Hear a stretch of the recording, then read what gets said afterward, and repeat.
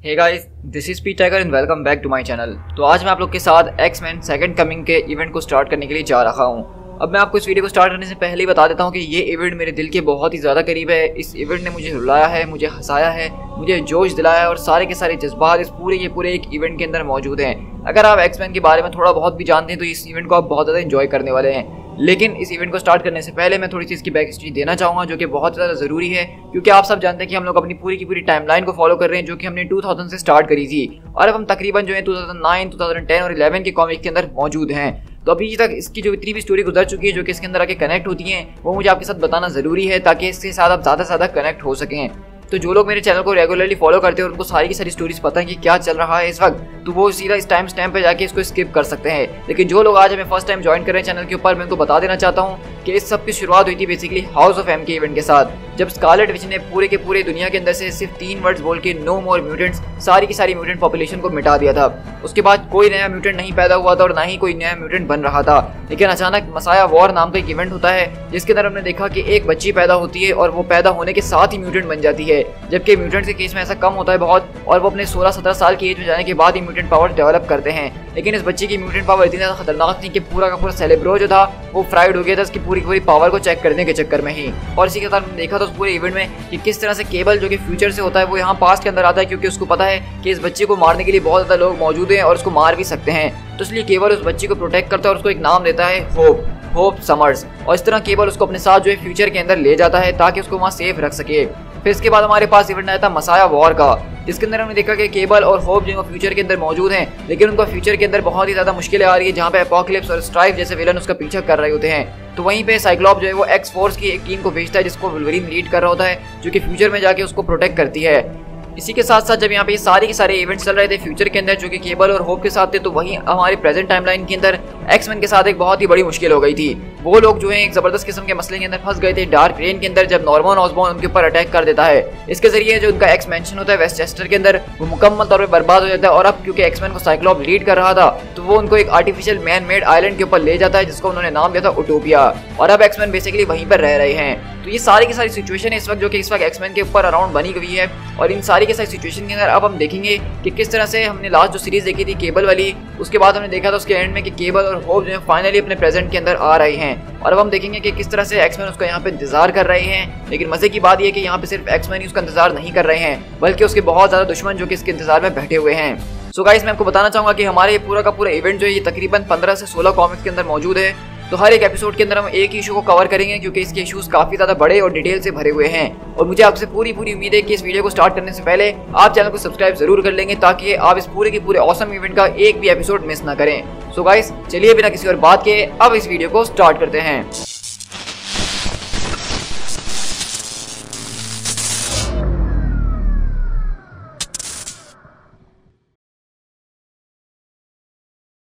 तो हमारे पास हमें सबसे पहले पैनल के अंदर 1 साल पहले की कहानी दिखाई जा रही है, जहां हम देख सकते हैं कि एक्सेवियर इंस्टीट्यूट जो है वो बेसिकली मुकम्मल तौर पे बर्बाद हो चुका है।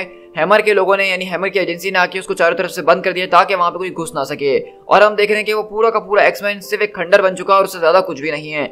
इसी तरह हम देखते हैं कि एक्सेवियर इंस्टीट्यूट की हमें यहाँ पे चीजें दिखाई जा रही होती हैं, जहाँ पे पहले समर, फिर विंटर, फिर ऑटम, फिर स्प्रिंग, ये सारे के सारे मौसम गुजर रहे हैं। मतलब बताने का मकसद ऐसा है कि अब वो जो 1 साल का टाइम हमें दिखाया गया था वो गुजर चुका है और अब हम यहाँ से प्रेजेंट के अंदर यानी नाव पे शिफ्ट होते हैं। और अचानक हम देखते हैं कि यहीं पे एक्सेवियर इंस्टीट्यूट के बीचों बीच एक जबरदस्त किस्म का एनर्जी सर्ज आता है और हम देखते हैं कि वहां पे एक टेलीपोर्ट खुलता है, जहाँ पे कोई और नहीं बल्कि केबल और होप पहुंच चुके हैं। और आप देख सकते हैं कि यहाँ पे जो आर्ट डिजाइन चूज किया गया है केबल के लिए, ये मुझे खासकर बहुत ही ज्यादा पसंद आ रहा है, जहाँ पे वो मुकम्मल तौर पे अपने हथियारों से भरा हुआ है। तो वहीं से केबल बोलता है कि होप, मेरे करीब ही रहना, तुम जानती हो ना कि खतरा हमेशा हमारे पास आ ही जाता है। तो होप कहती है कि मैं अच्छी तरीके से जानती हूँ नेथन, मैं अच्छी तरीके से जानती हूँ, हमारे लिए हमेशा चीजें एक जैसी ही होती हैं। मेरे ख्याल से जितना बर्बाद हमारा फ्यूचर था, पास्ट को देख के लग रहा है कि वो भी कम बर्बाद नहीं है। तो केबल बोलता है कि हम लोग बिल्कुल सही जगह पे और सही समय के अंदर मौजूद हैं, लेकिन यहाँ पे जरूर कुछ ना कुछ हुआ है। लगता है कि पिछले कई महीनों से यहाँ पे कोई भी नहीं आया है। तो वहीं से केबल बोलता है कि मेरे ख्याल से अब हमें आगे बढ़ना होगा, हमें साइक्लॉप और एक्स-मैन को ढूंढना होगा जल्द से जल्द। होप, आखिरकार तुम कहाँ खो गई हो? और इसी तरह हम देखते हैं कि होप वहाँ पे एक्सेवियर इंस्टीट्यूट के अंदर बैठ के एक फोटो फ्रेम को देख रही होती है, जिसके अंदर चार्ल्स एक्सेवियर और उनके ओरिजिनल 5 एक्स-मैन की तस्वीर यहाँ पे होती है। तो वहीं से होप बोलती है, वो लोग मर चुके हैं ना, वो सब मर चुके हैं, द एक्समैन। मैं जहाँ कहीं भी जाती हूँ मैं अपने पीछे सिर्फ मौत को ही लेकर आती हूँ। होप बस अब बहुत हो चुका है। लेकिन हम देखते हैं कि होप बेसिकली यहाँ पे इमोशनल हो गई और कहती है कि तुम ठीक कह रहे हो, अब सच में बहुत हो चुका है। मैं सोचा था कि इस बार हमारे लिए कुछ नया होने वाला, इस बार हमें किसी से भागने की जरूरत नहीं है, इस बार हमें वर्ल्ड एंडिंग सिनेरियोस को फेस करने की जरूरत नहीं है, हमें उस तरह से चूहे खाने की जरूरत नहीं है। हम सबको हरा चुके हैं, हम बिशॉप को हरा चुके हैं, लेकिन अब देखो यहाँ पे कुछ भी नहीं बदला है। तो केबल बोलता है कि काम डाउन, देखो इस वक्त हमें रिकॉन करना होगा। तो वहीं से होप कहती है कि तुम परवाह मत करो, मैं बिल्कुल काम हूँ। लेकिन अगले पल केबल के सेंसेस चौंकते हैं और वो कहता है कि होप फौरन आगे बढ़ो। और अगले पल हम देखते हैं कि वहाँ पे कुछ लोग आके इनके ऊपर अटैक करना शुरू करते हैं। तो होप बोलती है कि अब आखिरकार ये लोग कौन हैं, क्या ये बिशॉप है? लेकिन हम देखते हैं कि यहाँ पे कुछ अजीब और गरीब ड्रोन्स हमें नजर आ रहे होते हैं जो कि इनके ऊपर अटैक कर रहे होते हैं। तो केबल बोलता है कि नहीं नहीं, देखने में तो ये कुछ और ही लग रही हैं। अब इसी तरह हम लोग यहाँ से जो यूटोपिया के अंदर शिफ्ट होते हैं, जो कि इस वक्त एक्समैन का घर मौजूद है। और इसी तरह हम देखते हैं कि यहाँ पे साइक्लॉप जो है वो बेसिकली अपने मीटिंग रूम के अंदर बैठा हुआ है और अपने लोगों को बता रहा होता है कि मेल्ट की जो है कल रात मौत हो चुकी है। उसकी बॉडी हील तो कर गई लेकिन वो कभी जागा नहीं। ऐसा लग रहा था कि उसने अपने लिए लड़ना छोड़ दिया है। अगर हम इन सारी चीजों को मद्देनजर रखें तो इसके जरिए हमें ये बात पता चली है कि सलीन के अटैक की वजह से हमारी जो है 3 लोगों की जान गंवा चुके हैं हम। तो अगर आपको नहीं पता कि ये सलीन का अटैक कौन सा है, तो इससे पहले मैंने एक एक्स नेक्रोशा नाम का स्टोरी आर्क शेयर करा था एक्समैन का, जिसके अंदर हमने देखा था कि सलीन नाम की म्यूटेंट इनके ऊपर आके अटैक करती है। तो उन सारे के सारे इवेंट्स के आपको डिस्क्रिप्शन में लिंक मिल ही जाएंगे। तो वहीं से हम देखते हैं कि नेमोर बोलता है कि आखिरकार इस मेल्ट की तुम्हें इतनी ज्यादा परवाह क्यों हो रही है समर? तो वहीं से साइक्लॉप बोलता है क्योंकि ये हम में से एक था नेमोर, हमारा सिर्फ एक ही काम था कि हमें अपने बच्चों को प्रोटेक्टेड रखना है। और यहाँ पे 3 म्यूटेंट्स का मर जाना ये एक बहुत ही बड़ा है। हमारी टोटल पॉपुलेशन का 1.5% जो है वो कम हो चुका है, जो कि बहुत ज्यादा अलार्मिंग बात है। इसको कुछ इस तरीके से सोच के देखो कि अचानक 1 लाख लोग ऐसे ही मारे जाएं बिना किसी वजह के, तो तुम्हें कैसा लगेगा? तुम्हें ऐसा महसूस होगा ना कि तुम फेड हो चुके हो। हर एक सिंगल अटैक जो कि हमारे ऊपर किया जा रहा है वो आसानी से हमारी पूरी की पूरी पॉपुलेशन को वाइप आउट कर सकता है। इस वक्त हम एक ऐसी सिचुएशन में मौजूद है जहाँ पे हम अपने लोगों को गवा नहीं सकते हैं। हम लोग ब्रेक ऑफ एक्सटिंक्शन के ऊपर हैं। अब कोई और नया म्यूटेंट पैदा नहीं हो रहा और ना ही किसी की पावर मैनिफेस्ट हो रही है। हम कोई भी छोटी सी गलती को भी अफोर्ड नहीं कर सकते हैं। हमें जो है अपने आप को संभाल के चलना होगा। तो वहीं से हम देखते हैं कि डॉक्टर नेमेसिस पीछे से बोलते हैं कि होल्ड आउट से तुम्हारा क्या मतलब है? मेरे ख्याल से अब इन सब चीजों के लिए हमें काफी ज्यादा देर हो चुकी है। अब हम लोग जो है सिर्फ 181 म्यूटेंट्स ही रह गए इस पूरे के पूरे प्लेनेट के ऊपर, और मैं जानता हूँ कि ये काफी नहीं है। हमारी स्पीशीज जो है वो एक खतरनाक किस्म के स्लोप के ऊपर जा रही है और बहुत जल्द हम सब एक एक करके खत्म होने वाले हैं। अगर ये सारी की सारी डेथ रेशियो इसी तरह से गिरते रहे तो मुझे ये अफसोस के साथ कहना होगा कि अगले 7 सालों के अंदर इस अर्थ के ऊपर एक भी म्यूटेंट काइंड का आदमी जिंदा नहीं रहने वाला है। शायद उनमें से 1-2 जिंदा रह सके जिनके पास इमोर्टैलिटी की पावर्स मौजूद हैं, लेकिन उसके अलावा हम सब मरने वाले हैं। तो वहीं से साइक्लॉप बोलता है कि देखो लोगों, इस वक्त हमें काम करने की जरूरत है। ये सारे के सारे रीसेंट अटैक्स ने हमारे स्ट्रक्चरल डैमेज के साथ साथ हमारी बहुत सारी चीजों को खराब करा है। अब हमें जो है अपने सिक्योरिटी सिस्टम्स को अपग्रेड करना ही होगा। डॉक्टर नेमेसिस, मैं चाहता हूँ आप मैग्नीटो के स्टेटस के ऊपर नजर रखें और देखें कि जैसे वो कोमा से बाहर आए तो मुझे फौरन से इमीडिएटली बताइएगा। और बाकी सब तुम सब अपने अपने असाइनमेंट जानते हो कि तुम लोगों को क्या करना है।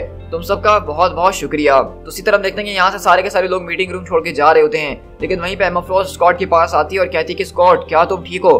तो हम देख रहे हैं कि स्कॉट इस वक्त बहुत ही ज्यादा टेंशन के अंदर मौजूद है, क्योंकि स्कॉट इस वक्त एक ऐसी स्पीशीज का लीडर है जो कि बहुत जल्द खत्म होने वाली है और उनके ऊपर एक के बाद एक अटैक्स पे अटैक्स हुए ही जा रहे हैं। तो वहीं से एमा बोलती है कि तुम झूठ बोल रहे हो ना, तुम्हें शायद मुझसे एक दिन सीख लेना चाहिए कि किस तरह से झूठ बोला जाता है। जब तुम्हारा मूड हो मुझसे बात करने का तो प्लीज मेरे पास जरूर आना। लेकिन इसी तरह हम अगले पल देखते हैं कि यहाँ पे साइक्लोप बहुत ज्यादा फ्रस्ट्रेटेड और डिप्रेस्ड हो चुका है और अगले पल वो अपने ग्लासेस हटा के अपने पूरे के पूरे बीम को गुस्से में वहां पे जोर से मारता है दीवार के ऊपर, जिससे हम देखते हैं कि उस पूरे के पूरे रूम के अंदर एक जबरदस्त किस्म का छेद हो जाता है। लेकिन वहीं से हम देखते हैं कि स्टेफोर्ड कुकूज आती है और कहती है कि मिस्टर समर्स। तो वहीं से साइक्लोप बोलते हैं कि आखिरकार अब तुम लोगों को क्या हो गया है लड़कियां? तो कहती है कि आपको हमारे साथ आके सेलिब्रा को जरूर देखना चाहिए, हमें कुछ बहुत ही दिलचस्प मिला है। हम यहाँ से सेलिब्रा के अंदर शिफ्ट होते हैं जहाँ पे वो बताती है कि हम लोग अपनी रूटीन के मुताबिक यहाँ पे स्कैन्स कर रहे थे जैसा कि आपने हमें कहा है, और हमने तब ये देखा एक म्यूटेंट सिग्नेचर जो अचानक हमारे सामने आ गया है। तो साइक्लोप बोलता है कि एक नया सिग्नल। तो वहीं से वो कहती है कि नहीं, ये नया तो नहीं है, सेलिब्रा के पास इसका मैच मौजूद है। और अगले पल हम देखते हैं कि सेलिब्रा शो करता है कि बेसिकली ये म्यूटेंट कोई और नहीं बल्कि नेथन क्रिस्टोफर समर्स यानी कि केबल है। तो वहीं से साइक्लोप उसको खामोशी से देखता और अचानक पूछता है क्या वो अकेला है? तो स्टेफोर्ड कोको से बोलती है केबल का सिग्नल ही वहाँ पे अकेला मौजूद है, नया सिग्नल, इसके अलावा वहाँ पे कोई और सिग्नल नहीं है, मतलब कि केबल अकेला है मिस्टर समर्स। लेकिन वहीं से साइक्लोप सोच में पड़ जाता है और कहता है कि नहीं नहीं, वो जरूर उसी के साथ होगी। अब मेरी बात को जरा गौर से सुनो। और इस तरह हम देखते हैं कि यहाँ पे अगले पल साइक्लोप समझ चुका है कि केबल यहाँ पे आया है तो वो होप समर्स को साथ लेकर आया होगा और ये इनके लिए एक बहुत ही बड़ी सिचुएशन है। तो इसलिए साइक्लोप इस वक्त पूरे के पूरे यूटोपिया से बात कर रहा होता है कि डोमिनो और वेनिशर को जो है सैन फ्रांसिस्को के अंदर भेज दो और डॉम से कहना कि वहां पे तब तक मौजूद रहे जब तक मैं उसको कोई ऑर्डर्स ना दूं। तो वहीं से वो पूछती है कि बाकी एक्सपोर्ट्स के बारे में आपके क्या ऑर्डर्स हैं?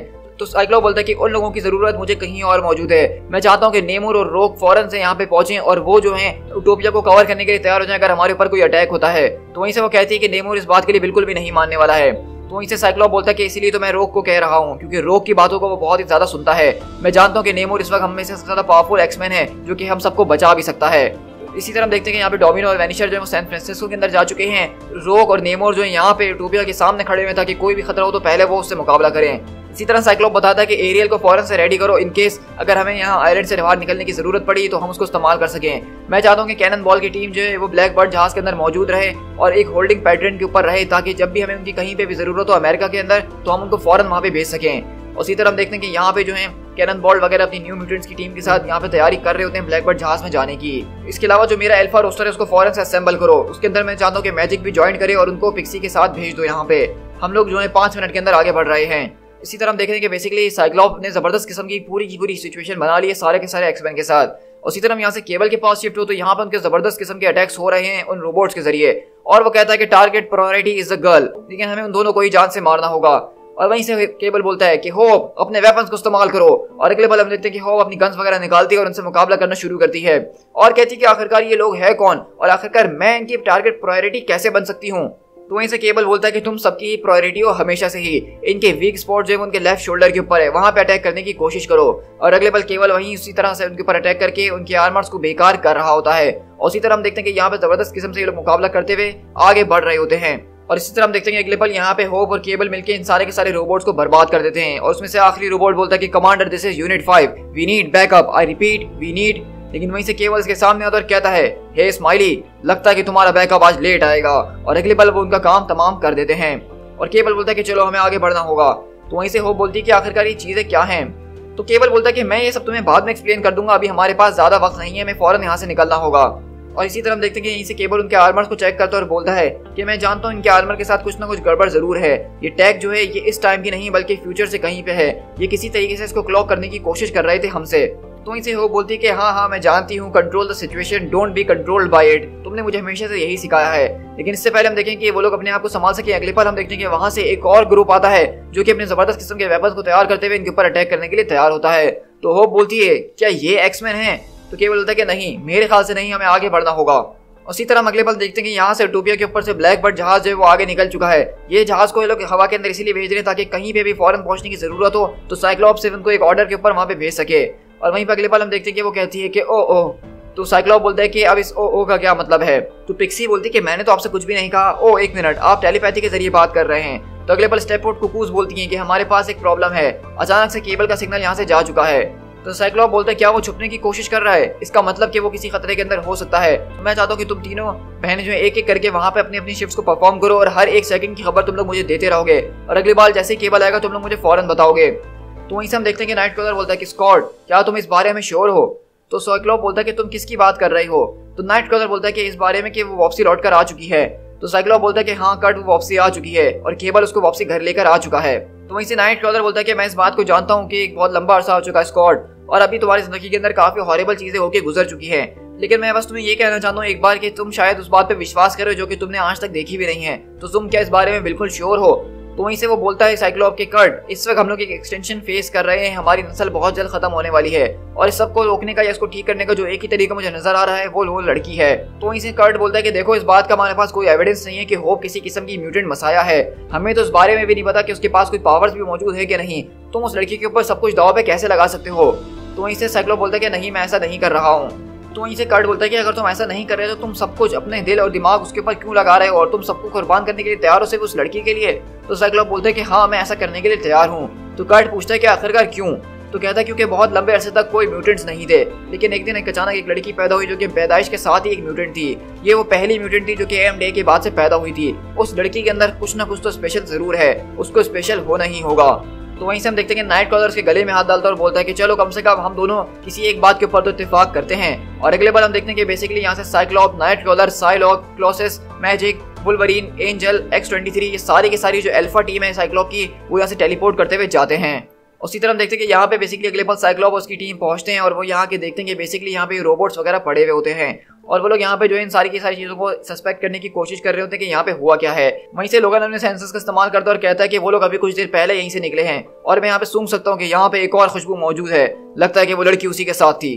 तो वहीं से साइक्लोप बोलता है कि चलो अब मैं एक बात तुमको क्लियर कर देना चाहता हूँ कि इस वक्त हमारे लिए उस लड़की से ज्यादा इंपॉर्टेंट कोई भी चीज नहीं है, उसके बगैर हमारा कोई फ्यूचर नहीं है। मैं जानता हूँ कि तुम लोगों ने बहुत कुछ मेरे साथ सफर किया है, तुम लोगों ने बहुत कुछ मेरे साथ देखा है। पिछले लास्ट मंथ्स के अंदर हम लोग काफी ज्यादा ट्रेजेडीज से गुजरे हैं, लेकिन ये हमारा मूवमेंट है जिसको हम हासिल कर सकते हैं। ये वही चीज है जिसके लिए तुम लोगों ने एक्समैन के अंदर साइन अप किया था, ये वही कॉज है जिसके लिए तुम सबने मुझे ज्वाइन किया था, और ये वही कॉज है जिसके लिए हम अपनी जान को भी कुर्बान कर सकते हैं, और वो होप है। केबल एक सोल्जर है, मैं ये जानता हूँ, लेकिन इस वक्त उसका कुछ लोग पीछा कर रहे हैं। वो उनसे ज्यादा से ज्यादा बचने की कोशिश करेगा और कम से कम उनसे मुकाबला करने की कोशिश करेगा, लेकिन एक बार अगर केबल उनके हाथों लग गया तो उसके लिए मुश्किल हो सकता है। मैं जानता हूँ कि इस सिचुएशन को हमें किसी न किसी तरीके से कंट्रोल करना होगा, और मैं ये भी जानता हूँ कि इस वक्त केबल क्या करने के बारे में सोच रहा होगा। तुम्हें केबल को ढूंढना है, उस लड़की को ढूंढना है, उन दोनों को सुरक्षित तौर पर उटोपिया के ऊपर लेकर आना है। वुल्वरीन, तुम्हें पता है कि तुम्हें क्या करना है और तुम्हें किसकी तलाश है। तो वहीं से अगले पल वुल्वरीन जो अपने सेंसेस का इस्तेमाल करते हुए बोलता है, हाँ बब, मुझे वो मिल चुके हैं। 3 वेन्स यहाँ पे मौजूद है जो कि सेपियन लीग्स की हैं। चलो हमें उनके पास जाना होगा। और उसी तरह हम देखते हैं कि बेसिकली ये भी एक तरह की लीग है जो कि म्यूटेंट्स के खिलाफ है, यानी कि ये ह्यूमंस ही हैं, लेकिन ये जो है म्यूटेंट्स को मारना चाहते हैं, उनको मिटाना चाहते हैं। और होप समर्स के बारे में दुनिया को पता है कि वो एक ऐसी म्यूटेंट है जो कि शायद म्यूटेंट काइंड को दोबारा से रिवाइव कर सकती है।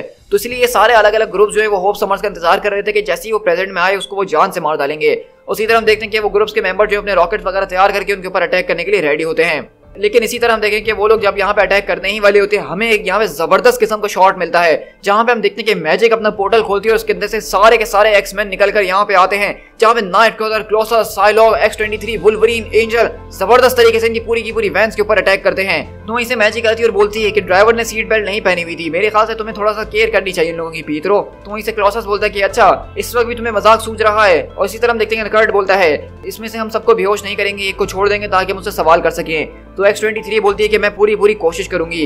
लेकिन इसी तरह हम देखते हैं कि X-23 वहाँ गाड़ी के अंदर घुस के उनके ऊपर जबरदस्त तरीके से अटैक कर रही होती है।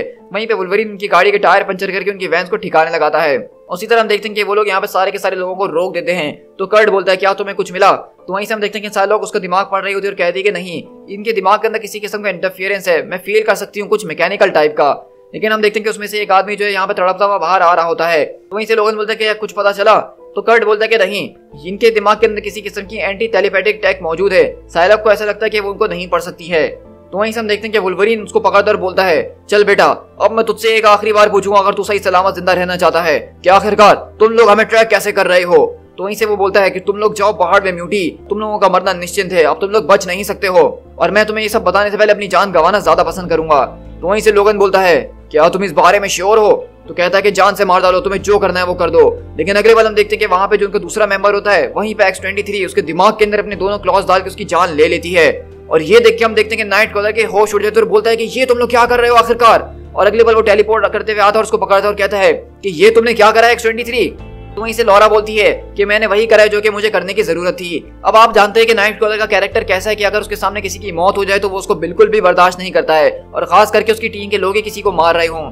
तो वहीं से हम देखते हैं ये देख के उस आदमी की हालत खराब हो जाती है जो वुल्वरीन के पास होता है, और कहता है कि ओ गॉड, प्लीज प्लीज प्लीज मुझे मारना नहीं। तो लोगन बोलता है, क्या तू अब अपना मुंह खोलने के लिए तैयार है? तो कहता है कि मैं इस बारे में तुमसे वादा करता हूँ, आई स्वेयर टू गॉड, मुझे कुछ भी नहीं पता। मुझे नहीं पता कि वो लोग तुम्हें ट्रैक किस तरह से कर रहे हैं, बस वो लोग हमें तुम्हारी लोकेशन सेंड करते हैं और हम तुम्हारे पास पहुंच जाते हैं।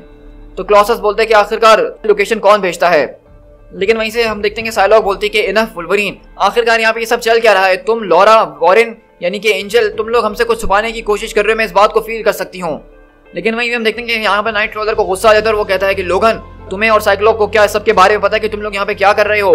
तो मैं आपको थोड़ा सा यहाँ पे आपको कंफ्यूजन हो रही होगी, मैं मानता हूँ, मैं आपको थोड़ा समझाने की कोशिश करता हूँ कि अगर आप नहीं जानते तो वुल्वरीन यहाँ पे एक और टीम को लीड करता है जो कि एक्स फोर्स है, और एक्स फोर्स को बेसिकली साइक्लोप ने ही बनाने का हुक्म दिया था, और ये एक्समैन की वो टीम है जो कि हर किसी को मारती है, अपने मिशन को पूरा करने के लिए किसी की जान भी ले सकती है, और वो लोग बिल्कुल भी होल्ड बैक नहीं करते हैं। और इस टीम के अंदर बेसिकली जो है वुल्वरीन, X-23 और आर्कएंजल होते हैं उसकी टीम का हिस्सा।